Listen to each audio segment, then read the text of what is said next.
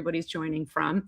We have a great lineup for you today. We have very special guests. We have co-authors together who wrote a chapter together, a mother-son team, our only mother-son team in the book. We also have, we're going to be talking about Moneyball, Ghostbusters, Jurassic Park, The Italian Job, and probably some other movies too. So if any of those are some of your favorites, you're definitely in for a treat. You're going to meet more authors, hear more stories, and we'll try to wrap up in about an hour. Jerry, anything you'd like to say, and welcome to our group here? Well, it's just an exciting mix of movies today, some of my favorites. So I'm looking forward to hearing what everybody has to say about it. Awesome. Awesome. And so in the chat, please do let us know where you're dialing in from and say hello. Projectland is everywhere. It's the place where we call Projectland a place because it feels like that. It's a different world with different roles and rules than the day job. So let's introduce our first guest, Jerry, shall we? Sure. Our first guest, our very special guest today, is a co-author of the PMBOK Guide 8th edition. That's right, we're on the 8th edition. I studied on the 2nd. If anybody else studied on the 2nd edition, I'd love to know that. It was a long time ago. In chat, go ahead if you studied for the PMP and you studied, you remember what edition you studied under, let us know that too. This guest worked on the 8th edition, which is coming out soon. He's an adjunct professor for the Master's in Project Management program at USC and an industry-leading project portfolio consultant. He's also the founder and principal consultant at Forteza Consulting. With decades of experience coaching project leaders at every level, he has spent his career helping organizations navigate complex delivery systems, maximize portfolio impact, and challenge conventional wisdom. Recently, he and I have been working together with one of our co-authors, who you will also meet today, to host a membership community to help project managers level up their leadership skills for the real world. So do message us if you're interested in that. We were honored to receive a quote from him for Projectland Goes to the Movies, which is featured in the front of the book. Here's what he said. In my 35 years as a PM, I've never seen such a fun, poignant, and effective way to convey the most crucial lessons to drive project success. While it's particularly resonant for movie buffs, the clear explanations and nicely drawn parallels make it super useful even if you've never seen any of the movies showcased here. Thank you so much for that amazing quote, because that's exactly what we were hoping for. Come on up to the Projectland stage, Mike Hannan. Woo, thanks for inviting me, Dawn. Good to be here. Absolutely. Where are you dialing in from today? Salt Lake City. Salt Lake City. Oh, beautiful. Beautiful in May here. It's beautiful. Oh, good. I have never been there, which seems like a crime that we need. Open invitation from my wife and me. Yay. Thank you. And thanks for joining us. Thanks for taking the time from your break out in Salt Lake City to join us today and for such a wonderful quote. I would love to know, as a professor and real world expert, what do you think this collection of advice has to offer project people? You know, I think it's that the power of storytelling, especially stories that a lot of people are familiar with if they've seen the movies, can be the most powerful weapon in the PM's arsenal. Like so many times we're trying to bring our stakeholders along through the change, you know, convince some of our team members, you know, to do something they may not want to do, orchestrate, you know, teams and keep them synchronized with other teams that you don't have any power over, right? So it's constantly cajoling, persuading, making the case for, you know, for going in a given direction. And rather than push and try to sell, sometimes just telling a story and pulling out from a movie that everyone is familiar with. And even if they're not, you can kind of set the stage, say, okay, there's this scene, you know, in Moneyball or whatever, you know, and here was the dilemma the characters were facing, and here's how they navigated through it. And then people get the moral of the story in an enjoyable, fun way, rather than feeling like you're pushing something on them. Yeah, absolutely. Jerry, I know you've got something to say about storytelling. Well, absolutely. I agree. Everything is all about story these days. And also, you know, the idea that these stories are bigger than life and they feature characters that are facing all the kinds of things project managers face, all kinds of risks and whatnot. But no, it's great. Yeah, absolutely. And which is why we all do storytelling workshops for project leaders to help with this. And it is a skill. It's a skill to tell stories. And it's one that takes a lot of practice. So I love this. And we're going to hear a lot of stories today from everyone on the show. So Mike, if you had the chance to write a chapter for this, if we were to do a sequel, for instance, what would your movie and lesson be? So I was hoping you'd mention something about a sequel because I want to write this in the second edition. Okay. The movie would be Pulp Fiction. And the reason why, right? The reason why is because there are all the characters in the movie, whether they're, the mobster boss or the hitman that work for the mobster boss, or the fighter that's trying to cheat the mob boss, right? Or any of the other characters, they're all wrestling with real world dilemmas like regular people, right? And so often when we have people who we're dealing with that we would consider very difficult or maybe even downright evil, to take a breath and realize, they're humans, they're struggling with things, everyday things, just like you and me. And so I thought, this is way back in 1994, right? 32 years ago. Before The Sopranos, that made Tony Soprano seem like someone you wanted to empathize with, right? Before it got popular to have bad guys become people you might empathize with, Pulp Fiction did it in a really masterful way. And I think that's a great reminder that when you're facing really difficult challenges with really difficult people, hey, they're human, they're wrestling with some of the same things you are. You can connect with them on a human level and therefore move things along. I'd love to see a Pulp Fiction chapter, just so we can say deadline one more time. There's so many great scenes in that movie. I mean, and so many that we cannot repeat that I would love to see you make a clean version of that. But, maybe we can make the sequel a little racier than this one was. That might be a little fun.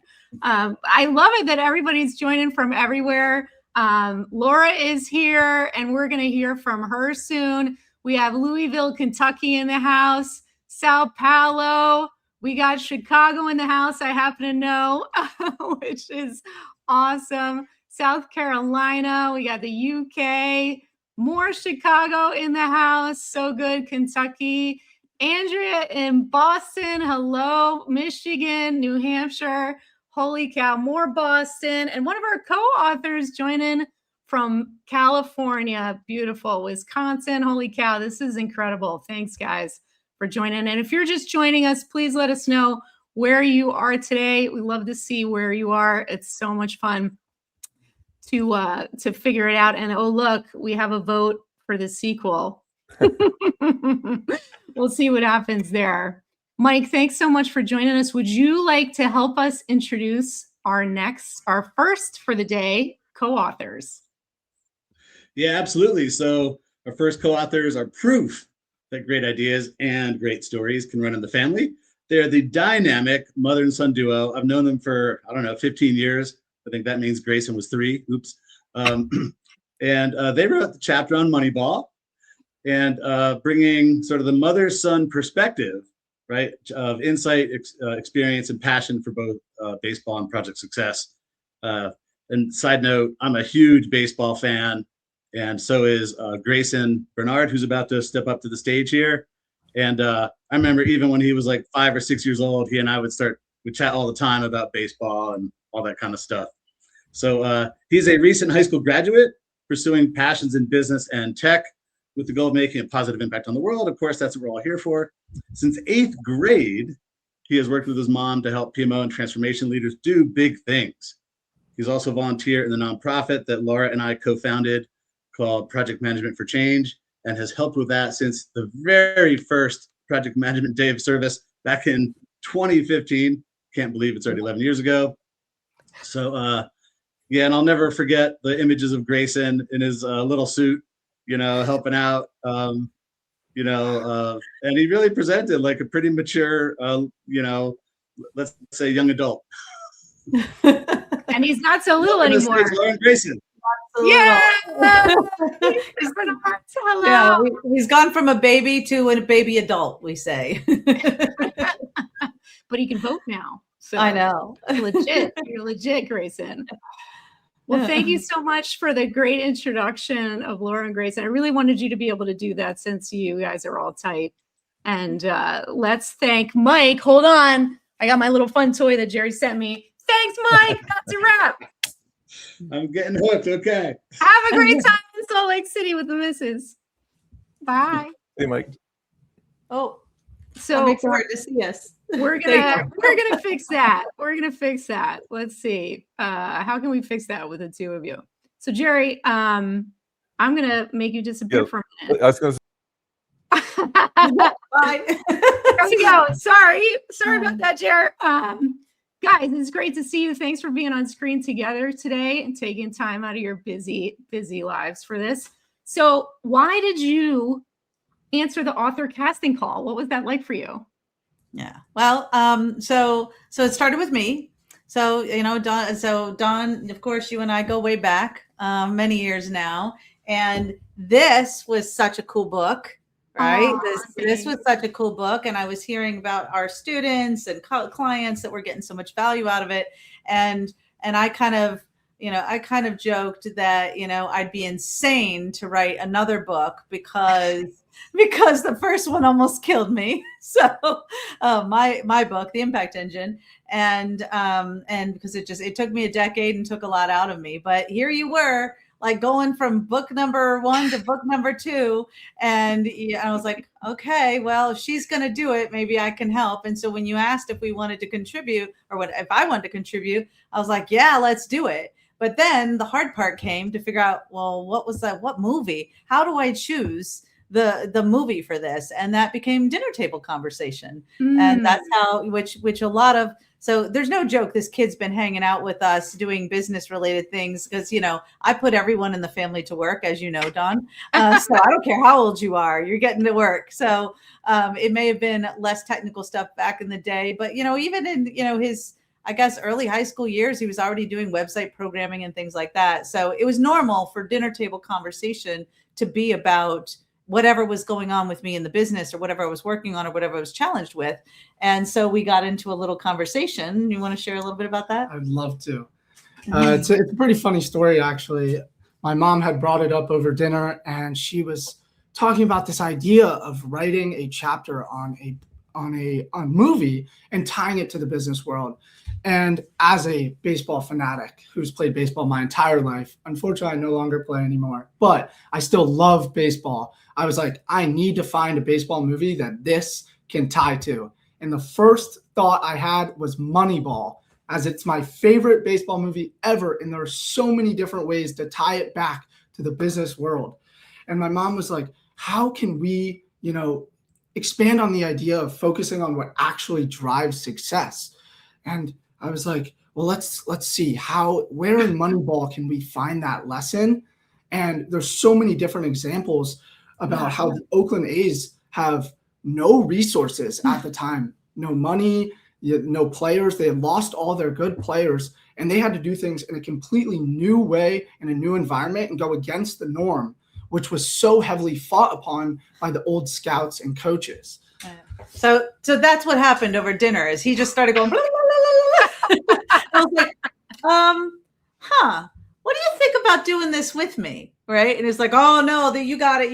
And then I was like, I don't know. Sounds like you've got it. So, and that's when we started talking about the idea. So yeah. And when you texted me and said, what if Grayson and I wrote it together? I was like, Jerry, what do you think? And he was like, yeah, let's do it. It's great. It's great because so you, Laura, have to explain when he says he's been playing baseball all his life. Please explain. Okay. All right.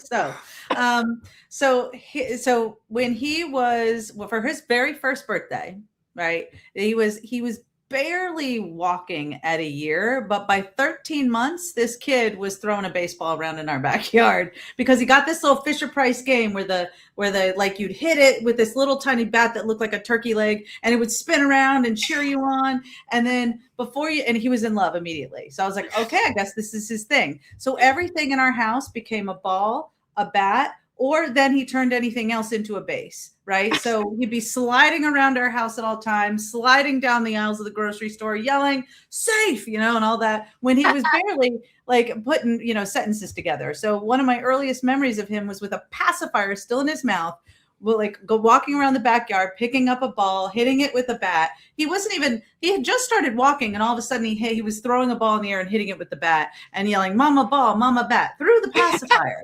Right. So like the earliest I could get him on a baseball team was like the T-ball stuff. Well, you had to be 5 years old. Here he was 3.5, and I begged and pleaded for them to let me put him on the team because I had to do something with all of this baseball energy. So here he is. He was not even that much smaller than these other kids, a little bit smaller, but he's 3.5, they're 5 and 6, and he was just like, they couldn't even tell. Right, because he was just such a natural. So he played for all of those years on travel baseball, on Little League, all the way through high school team, and then he injured himself, hurt his elbow, and that kind of ended the pitching career. Too bad, he's a lefty. But what have you been doing since? I've tried to stay connected to baseball as much as I can. One thing I really like to talk about, because it has brought me so much happiness in my life, is the volunteer hours I've done for my Little League. He's a coach. I was a coach for 2 seasons where I was there for every practice, every game. These kids are 11 to 12 years old, and they're right about the age when I really knew that baseball was my love. It was the only thing I wanted. I wanted to pursue it. I wanted to go to MLB. I had dreams of being a star professional player, and it made me feel so good to help these kids learn how to play the game that I love so much that I no longer play, and to help them through that process. And especially with challenges I faced when I was that age, the mental aspect. I would always beat myself up when I couldn't, field a ground ball or get a hit, and to be able to help them through that process was life-changing for me. And it was some of my greatest memories I've had in the past few years. So now you know what it feels like to be a coach of project managers, because everything you just said, if we replace it with baseball, could be like what we do when we coach PMO and PMs. You got it. So much real world experience. I'm like, trust me, you're going to use this one day. And now you are a superstar. You're a superstar author. You're our youngest author, Grayson. And I'm so glad that you guys wrote this together, because in the chapter, it's beautiful. It's Laura's perspective, Grayson's perspective. And Grayson, I have to tell you, of all the stories in the book, and there are a ton, yours is the one that got me choked up. The one that got me all choked up. So well done, sir. And so to that, your hot take. Storytelling. The power of storytelling, no doubt. I mean, when I was reading the draft, I got choked up, and I called Jerry, and it was like, Jerry, you got to read this. It's crazy. Oh my God. It's so good. So for anybody that's listening that has not gotten their copy of this book, you need to go get it immediately. Give you a good cry. Yeah. And it won't take long. It's chapter 1. You guys threw out the first pitch for us in the book. So your hot take, let's talk about it. In business and baseball, if you want to win, stop chasing what looks good and start focusing on what gets results. So Laura, tell us about how this shows up in your work. Sure. For us, in the business world, it's really about kind of what we see with project people, where many of them trained to focus on how can I make sure my deliverables are perfect, right? My templates, my tools, my process. If I do those well, if I create those outputs well, the outcomes will just be. And what we see to be true is that you actually have to flip it on its head. It needs to be about how do I focusing on the outcomes. And maybe that means you have to do things a little bit differently than you would have, or you have been trained, or you have been told you should do for what good looks like, and really shifting more to driving better business outcomes. And from that, the right outputs you will make sure that the outputs you are putting in place are actually aligned with achieving those goals. So I think Grayson's got some great stuff he's like dying to talk about here, so I won't take too long. But I just think it's what resonated for me with the Moneyball movie, which is why when we had this conversation over dinner, I was like, oh, this is perfect, is helping project people think about things from a strategic perspective. And that the key to project success is really understanding not just what you're doing, but why you're doing it and what success looks like. And when you reimagine and ask those questions, everything you do is going to get flipped upside down the way it should have been in the first place, which is keeping the outcomes in mind, the business value you're trying to drive. And then from there, you will ask different questions, behave different way, have a different mindset about how you're doing the work you're doing. And so what the moral of the story for me, which I think also resonates with your perspective, is you've got to do things differently if you want to get the right, than you have been, if you want different results than you've been experiencing. So look at the world through the lens of the outcomes you're driving. And when you say strategy, don't get overwhelmed by that. All that is, for all of you project people out there, you are actually experts in strategy. And here's how I know. Because if you look up the word strategy and the definitions, the word plan is in almost every definition of the word strategy, which means all strategy is the plan to achieve your business goals. And the people that are watching this today are experts at that. Amen. Absolutely. So Grayson, this shows up in the movie perfectly in the scene. Can you share with us when that shows up in the movie? The best scene for this in particular is when Billy Beane, the general manager of the Oakland A's, he's sitting down in a conference room with all of the scouts because they had just lost 3 major players that were major stars on their team that they had lost to Yankees and other big teams that just had the budget to buy these players. And the Oakland A's didn't have that. They had the lowest budget by far of any team. So they didn't have the resources to keep these stars. So they're sitting down in this conference room and all these scouts are talking about these new prospects that it was all about the 5 tools, can they hit? Can they field? Do they look good? Are their girlfriends pretty? But that's not what matters in the real world. And Billy Beane he slams his fist down on the table and he goes, what are we doing here? This has nothing to do with what we actually need. What we need is to win games so we can make it, throughout the season. And how do you win games? You win games by scoring runs and preventing runs. How do you score runs? You score runs by getting people on base, not by how they look or one player being the best player on the team. It matters that every single player on the team fills their role and continues to do so.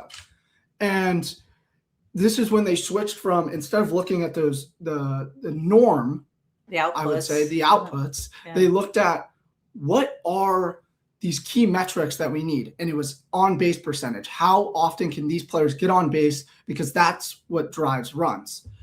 And so they find a bunch of very unconventional players that had quirks that these scouts didn't like. Like one of the pitchers, he threw underhanded, and he was one of the best. Weird. It was one of the really best weird. pitchers in the league. But just because he threw underhanded, no one wanted him on his team, and they got him for an unbelievably low amount of money because no one else wanted him, even though he was one of the best pitchers out there. And I think this ties perfectly back to what my mom was saying in projects and business all around the world. People often chase what looks good, and they try and focus on impressive plans or templates and tools.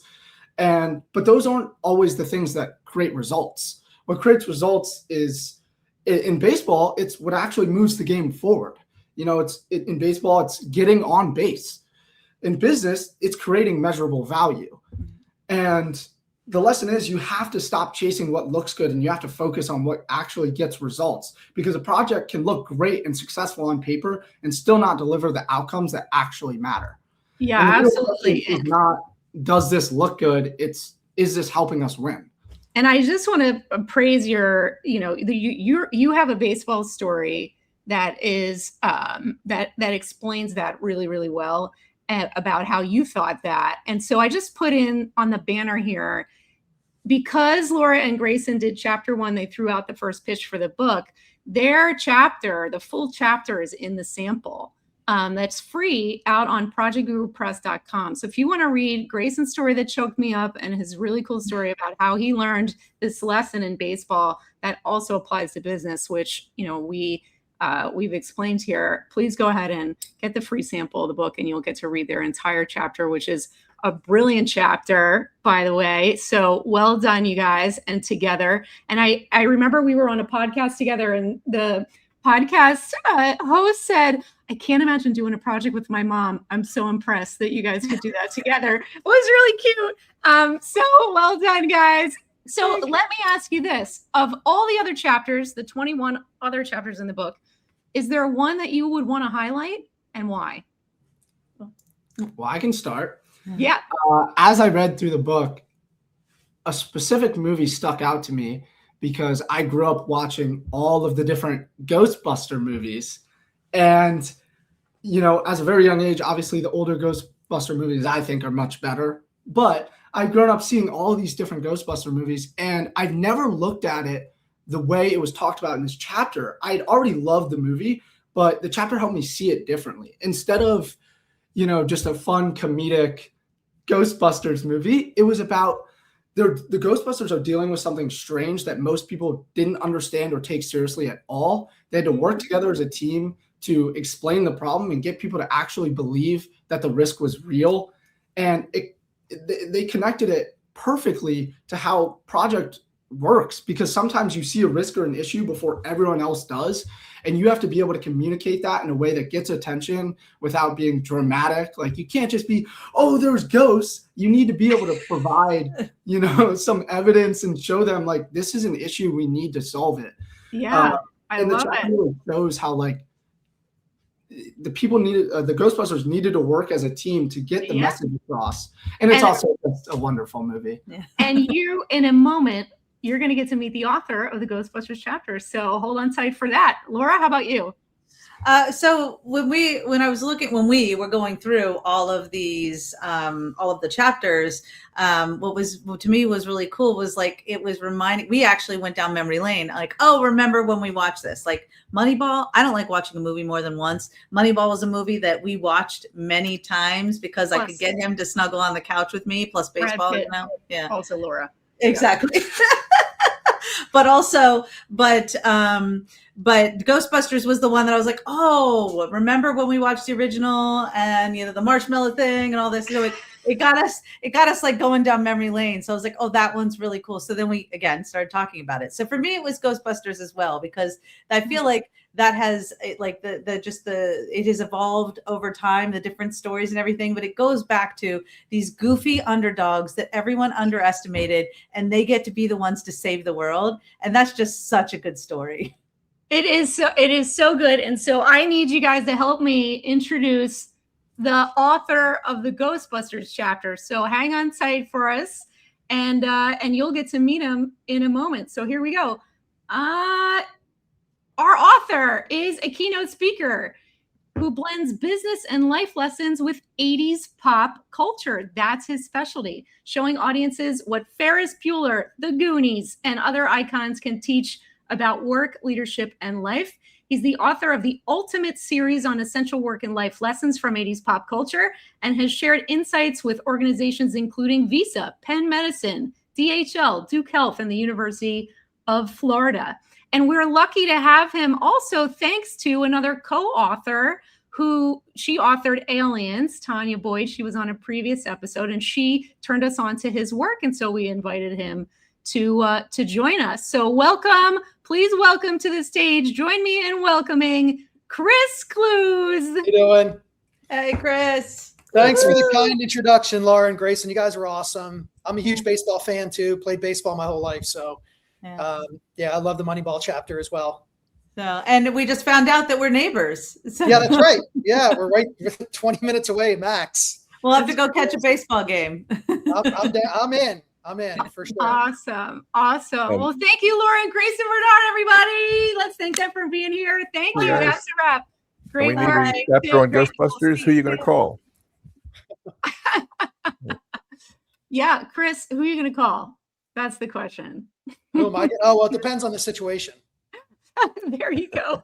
So Tanya introduced us, but why did you say yes? Because first of all, I thought it was a great concept. The idea, again, of what movies can teach us for something that has to do with business or life because of what I do with my keynote speaking. So I felt like it was a really good fit. Tanya's awesome. So of course I trust her judgment as well.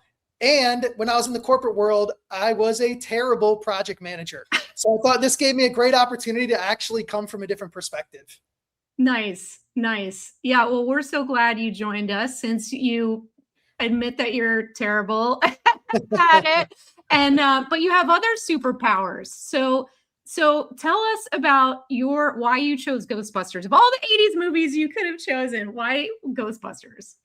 I think number one, because it's iconic. I mean, we talked about the idea of it being kind of cross-generational, and we just saw Laura and Grayson. You know, Grayson clearly wasn't here in 1984 like I was, and yet he loves Ghostbusters. And so I thought it was a movie that from the 80s, there's tons of movies I could have chosen, but one that I hoped would resonate with everybody, whether they were getting, they were early in their career, just getting started, or they were coming to the end of a career chapter and kind of deciding what might be next. And then, of course, that I thought I had a great lesson to kind of match what the content of the book was going to be. Absolutely. It is a great lesson. Let's share that right now. You have a hot take. So every chapter has a hot take. So we use a lot of movie terms, but this is like the key lesson that surrounds the chapter. So Chris's hot take was both the voice of reason and the voice of hyperbole play a role in getting and then keeping the attention of the project owner. So tell us how this shows up in the movie. Yeah, the honest broker and the rule breaker, as we say, and how those two people or those two personalities really need to work together in order for us to have a successful project. And we see that when they're getting ready to battle with Gozer, the Gozerian. I love the names in Ghostbusters as well. A lot of tongue twisters, but they're standing there in front of her, and Raymond Stantz, who's played by Dan Aykroyd, is kind of like, he's the honest broker. He's very straightforward. Everything is just, he's the measure twice, cut once guy, where I'm like, just go do it. I'm more of the rule breaker. So he says, Gozer the Gozerian, good evening. As a duly designated representative of the city, county, and state of New York, I order you to cease any and all supernatural activity and return forthwith to your place of origin or to the nearest convenient parallel dimension. So very straightforward, right? He's just the honest broker. This is what I want you to do, and you're going to do it. And of course, she looks at him and says, are you a god? And Ray looks over at Peter, who's he's Bill Murray. He's kind of like the rule breaker, who just kind of nods and say yes. And he says no. And she says, then die. And they get into this huge fight. And afterwards, Winston Zeddemore, one of the other Ghostbusters, says, Ray, when someone asks if you're a god, you say yes. And I think that's where the rule breaker comes in. They're not gods, but in this situation, you should probably say you are. Right. Absolutely. So how has this shown up in your work? Well, because as I mentioned before, I was never really a very good project manager when I was in the corporate world. And early on in my career, I should say kind of in the middle of my career, where I was really looking to see where I could go with this. I was a marketing manager. My VP of marketing brought me into her office to talk a little bit about my review. And she said, you're the very best. If we took the alphabet A to Z, you're the very best at like A through E. And then on a project at the beginning of it. And then you just disappear and you show up again at X, Y, and Z. And I said, yeah, that's because I really enjoy like the beginning of the project, getting it started, molding it, talking about all the different things we can do, the brainstorming. And then once we say, okay, here's what we're going to do, I don't know. I would get bored. I would want to move on to something else. And then at the end, when we're getting ready to wrap it up, that's what I love is, are we there yet? Have we gotten to the point that we want to be? Are there different places that we can go? Are we ready to take this and move it towards wherever it's going to, whether it's a service or a product, we're moving it towards getting it out there to launch. And so I thought this was a really important one for me because I never really was the honest broker, but as I moved into marketing leadership positions, I realized how important the honest broker was, because I was not that person. And so when I hired people for my department, I would always say, listen, you have to understand something. This is who I am. I'm very good at the beginning, at the end. I'm terrible in the middle. And so you're going to have to be patient with me as we're doing these projects. And as the person who's leading the department, you have to call me. I would tell them, call me out. We're in the middle of the project. If I'm not responding, if I'm not doing what you need, call me out and make sure that you tell me, be the honest broker. And so I think that's why it resonated with me. That's great. This is also one of my favorite chapters in the audio book. The narrator we have ended up doing a lot of the voices. It was great. Yeah. In fact, we used it as the audition because it was so complicated. And he did the voices beautifully. The whole thing, I cannot wait for the audio book to hit the shelves, because especially your chapter. There are a couple other ones that are really, really good for his skills, but I can appreciate where you're at, Chris, with the boredom level in the middle. It's very hard to be a project sponsor, because especially if the project is your idea, then you're really excited about the idea. You're really excited to get everything moving. And then if you have a trusted project manager where you're like, you got this, right? And they are like, yeah, I got it. But you need to stay engaged. So I love it that this person gave you this advice earlier in your career that mirrored what she was seeing of you, because what a gift that must have been for your career trajectory to receive it early.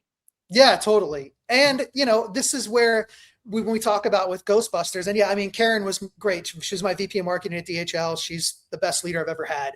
Obviously, she gave me a bit of advice. What was this? Over 20 years ago. Let's just say that. And it stuck with me. It really stuck with me, and it helped shape the departments that I led in the future.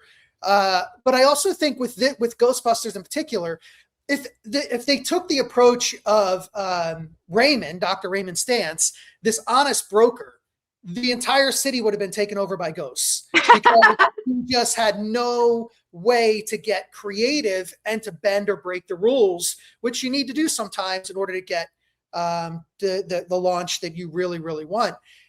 On the flip side, you couldn't just have Peter Venkman either, because you'd have complete chaos on both. You already have the chaos of the ghosts. Then you're going to have the chaos of no structure whatsoever when it comes to how to create this program to get rid of the ghosts. So it really was, I think it really is like the perfect mix and the perfect duo when it comes to talking about a project. And I mentioned this to you, Dawn, a personal anecdote of mine when I was back in my mid-20s, when I was, we all had roommates and we were all getting started in our careers. And one of my buddies, my best friend, of course, we would stay up late playing video games. And we would play these war games where you would choose your type of soldier and you were going into battle. And my buddy, who was an accountant at the time, who's now a CFO, he has a very analytical mind. He's straightforward. Everything, the measure twice, cut once. I'm the complete opposite. So every time we played these war games, I wanted to be the guy knocking down the door and just blasting everywhere. And he would sit up as a sniper for a good 20 minutes before he even did anything active in the game. And I could never understand it. I'm like, how can you be so patient? And he said, but, I want to get everything right. I don't want to make a mistake. I don't want to, I just want everything to be right. And I'm thinking, I just want to go. Let's just go and we'll figure it out. And those are our personalities, me in marketing and now as a keynote speaker and author with a lot of creative, what's the word I'm looking for? You have the ability to create in your own way. And he, as the numbers guy, the numbers are the numbers. Yeah. So, and it's so funny to hear you say that how your 20-something selves really showed you who you were going to become. Yeah. And that I'm so glad to hear that you both found things that matched your personalities and your skills. So, and I've worked with both sets of sponsors and both have their pluses and minuses, right? So it's about struggling in the middle. That's also true with writing books. Oh, yes. I know one author calls it the muddle in the middle. It was true for this book project also, I would say. But so Chris, I love it that you chose Ghostbusters also because my niece is a big fan. Like Grayson, watching it from, 2-3 years old, like that's her favorite one is the original one that you chose. And I just love it. I will watch it with her 100 times again if I need to, which I probably will. So tell us, Chris, of all the other chapters, all 21 other chapters, which would you choose to highlight? Well, I mean, obviously the one coming next is a great one for me, Jurassic Park. But I'm actually going to go with Indiana Jones, Raiders of the Lost Ark. Partly because I remember as an 11-year-old kid going to see it with my dad at the Senator Theater in Washington, D.C. And the Senator, it was like, we're all waiting in line to see this movie. There was a line out the door. Like, when has that ever happened again? After the 80s, the movie theater experience changed. And so there's a sentimental piece of it for me, remembering watching the Raiders of the Lost Ark and just being blown away coming out of the theater. But also because of this, I'm making this up as I go, leading on purpose. And as I mentioned, I'm kind of a making it up as I go type of person as well. And also because I really believe in accountability, something I feel like we've lost these days. We talk about heavy is the head that wears the crown, and they've been saying that long before we were here. And I think that a lot of people want to wear the crown, but they don't want it to be heavy. And so they don't want to make the tough decisions. And when they do, I talk about how, confidence is quiet, arrogance is loud, and, confident people question themselves, arrogant people question others. And I felt like that was part of the Raiders of the Lost Ark thing, because remember when they fell into the, the pyramid or the pit, and there were snakes, and he could have blamed everybody. He could have said, well, what's that? Yeah. Why did it have to be snakes? So he's pointing the finger at himself. Like he's accepting the situation that they're in. He's not blaming anyone else. The only question he has is, why did it have to be snakes? Why did we fall in here? Whose fault was it that we did? Why did it have to be snakes? And I think that's like a really not pointing fingers, but actually realizing the situation you're in and then deciding how to get out of it, and using a little bit of levity to relax yourself in a stressful situation. So that's why. I love that. That scene is the one that I remember most also because snakes, but I love it. I love it. So, well, thank you, Chris. And you already mentioned our next guest, co-author, wrote the Jurassic Park chapter. So would you like to hang on and meet him?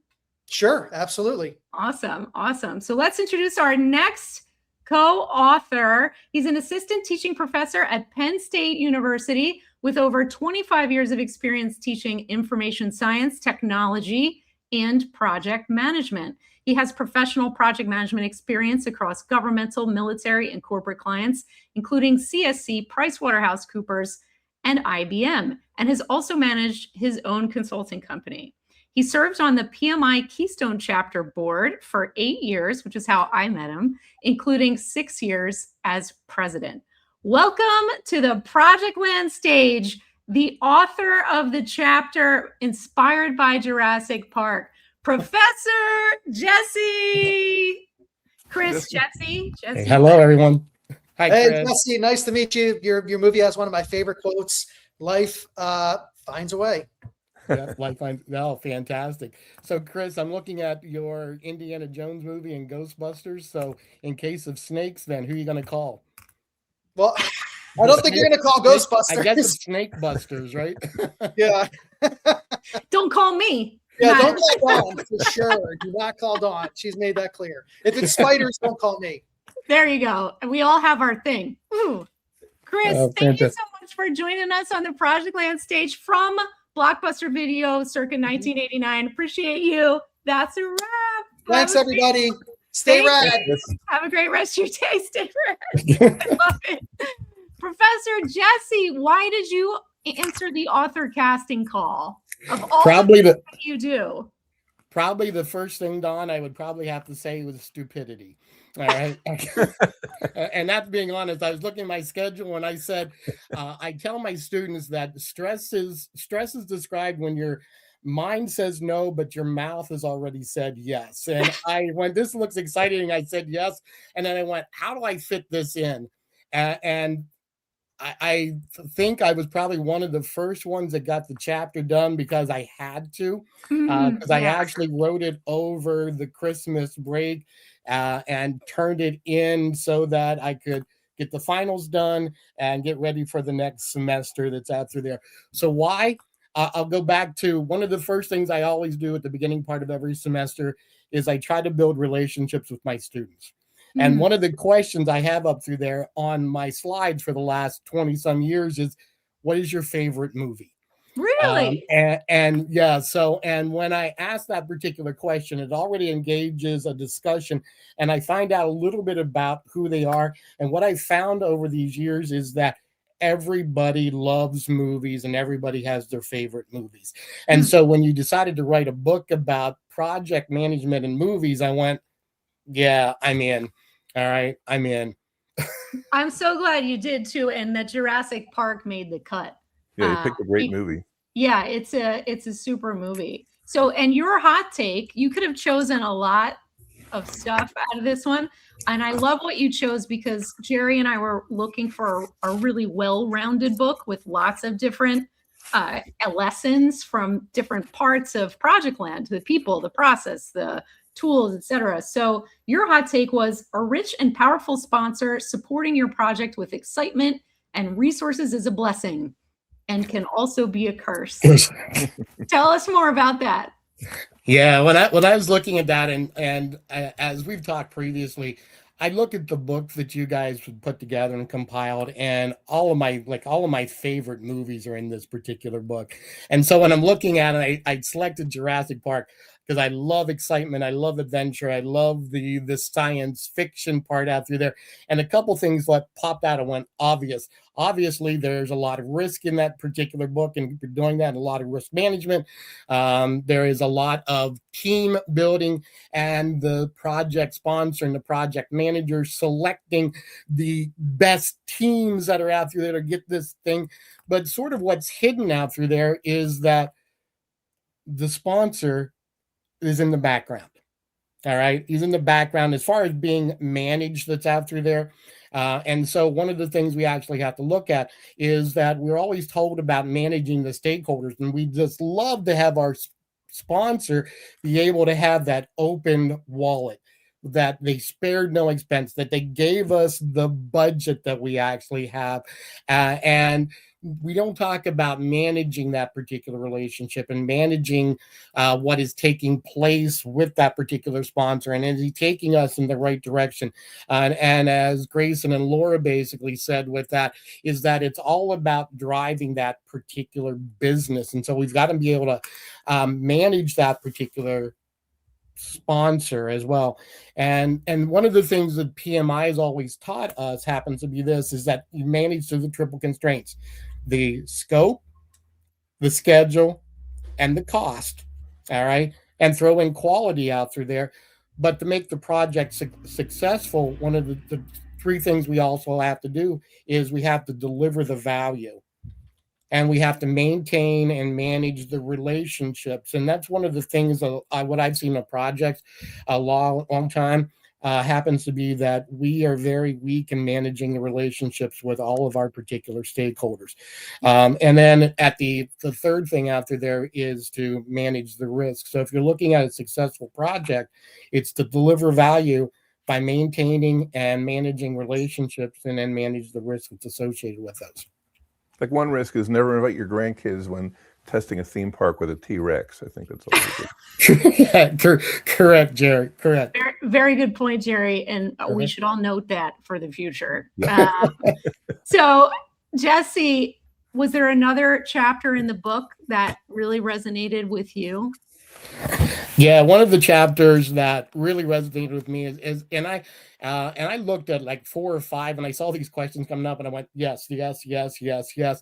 And then the more I thought about it and was talking, one of the big ones that resonated with me happened to be the book written by Mark Holland on The Great Escape. The Great Escape. Okay. Yeah. Okay. And that's how to start that project out with timeless strategy that happens to be there.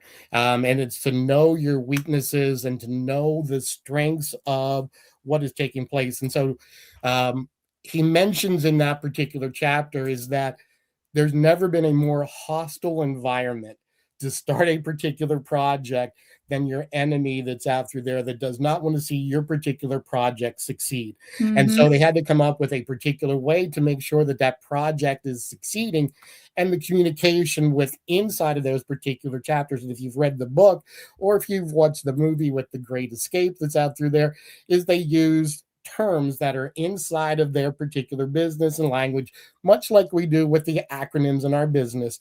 Happens to be the tunnels were no longer named 1, 2, and 3. They're not named Tom, Dick, and Harry. And so Roger Bartlett, who was played by Richard Attenborough, basically is a big chief escape officer.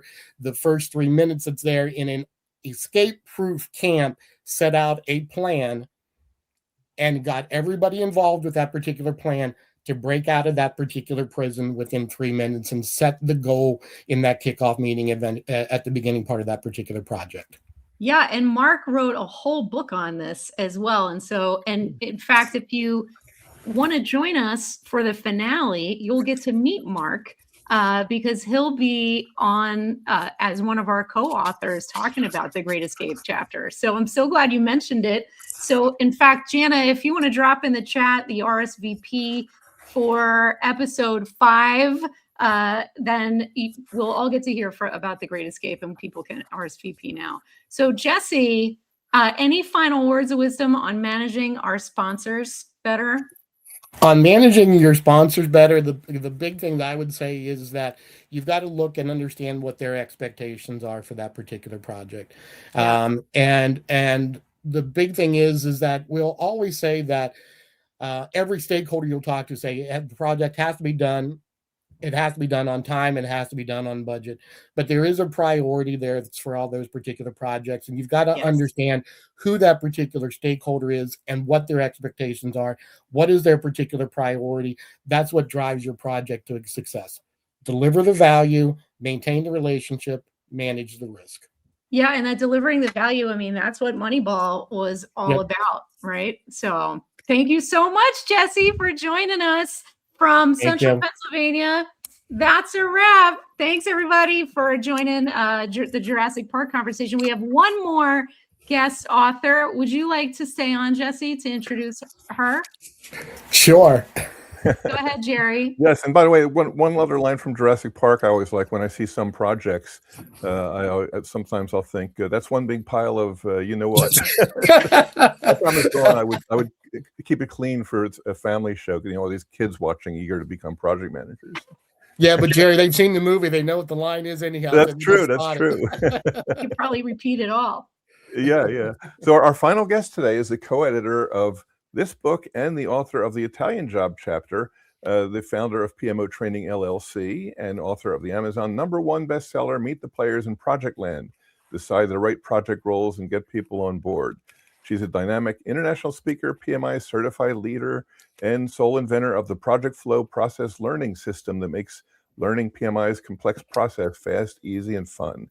And she's trained thousands of professionals worldwide, worked with global organizations, is a trusted advisor to C-suite leaders, and was hired by Udemy as their project management expert to create smart tips, project management, and agile for their business customers. So let's welcome your friend and mine, Dawn. Welcome back, Dawn. I'm back. Thank you so much, Jesse, for being part of our author team. And congratulations on your upcoming retirement. Why, thank you. So Yes, I'll congratulations. throw the segment in here is that sign me up if you're looking at the sequel. Oh, man. Will do. You're going to have more time on your hands this time. Yep. Thanks, Jesse. Thanks. Let's thank Jesse for joining us. Thank you, Jesse. Thanks, Jesse. So, Dawn, why did you choose the Italian Job out of all the movies that we could have done? So I was going to choose Ocean's 11, but thankfully Justice chose Ocean's 11. But then I realized I already did a whole workshop on the Italian Job with some corporate folks in a major technology company. I started it in London. When I asked them the question at the end of the capstone experience, I said, look, okay, we have to do a big capstone, bring it all together. Usually I do some articles, you run around, you read the articles, you analyze them, and then you come back and you teach everybody else about what you learned in the article from everything you learned over the past 3 days. or we could do a movie. Everybody's but one hand went up. Movie.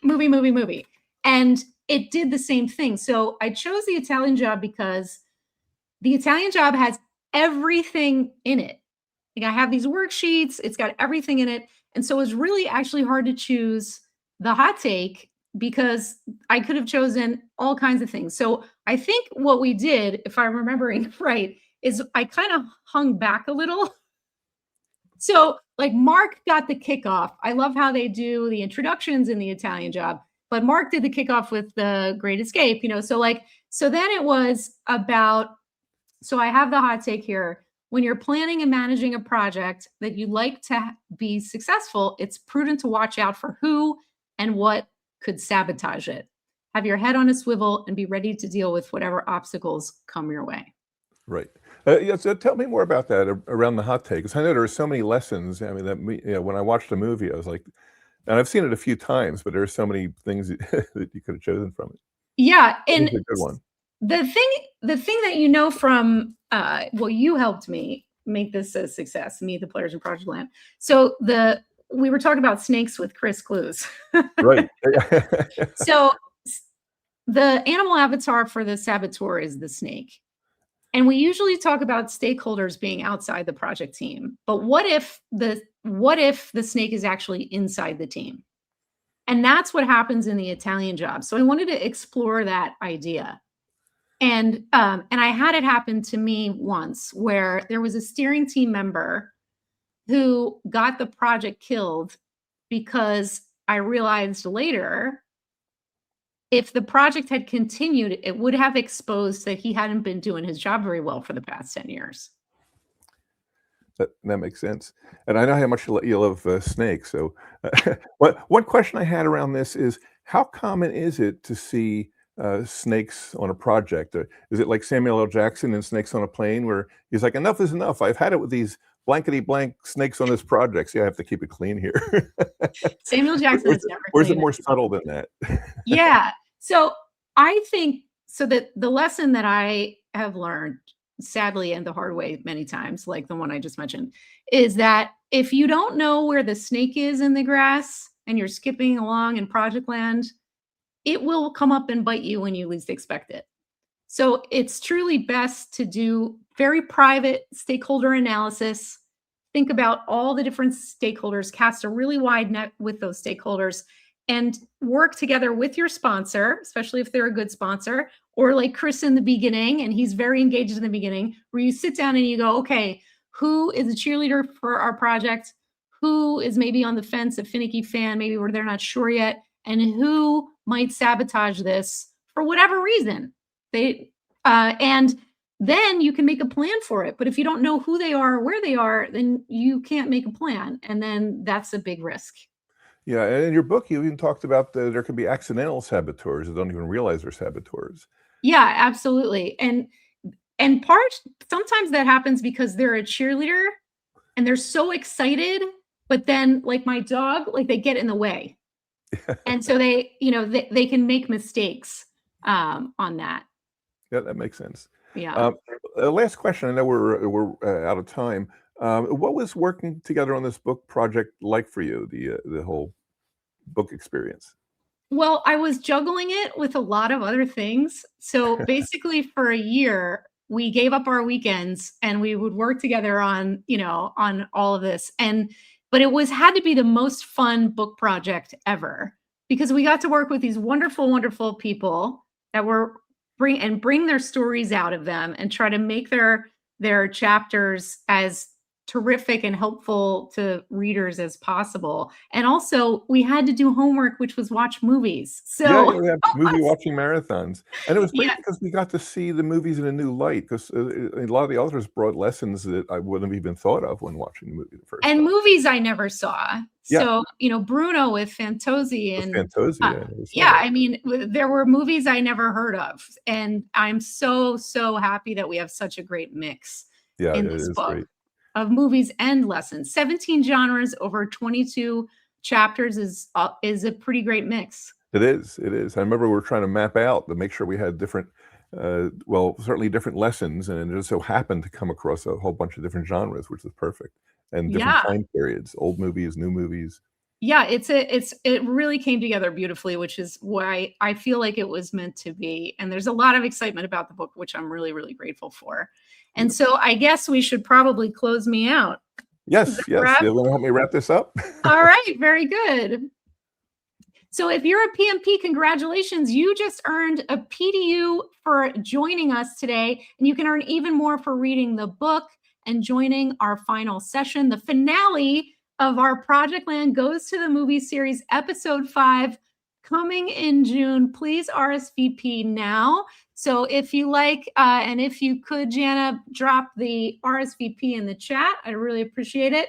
And so that folks can RSVP now and join us for the finale. And if you joined today, you definitely won't want to miss that finale. We're going to have The Great Escape and a number of other movies and lessons that you'll have to see. And definitely, if you haven't checked out episodes 1, 2, or 3, they are available right here on LinkedIn, or probably easier on YouTube. We set up on PMOtraining, our YouTube channel, we set up a special playlist where you can get all of the past episodes and check them out there. If you drop in there and check it out, please say hello and let us know what resonated with you on the YouTube channel. And you can also, in that same playlist, whether we have some clips from some brave authors, I'm losing my words, authors that stepped in front of the camera and they tell you about their chapter and their lesson. And Jerry, thanks to Jerry, a lot of them include movie clips too. So they're really fun little vignettes if you want to check that out on our YouTube channel. And thank you for joining us for episode 4 with special guests Mike Hannan, mother-son co-authors Laura and Grayson Barnard, Chris Clews, and Jesse Middaugh from Penn State University, soon to be retired. Isn't that going to be amazing? Thank you so much. We hope you're inspired to make your next project a blockbuster hit. Any final words? And also, I hope you're inspired to find lessons in your own movie too. And it's a great way to tell stories that can really teach lessons. Yeah, let us know. If we don't have a movie in the book that you think should be there, maybe it should be in the sequel. Bye for now, everybody. Thanks for joining us in Projectland.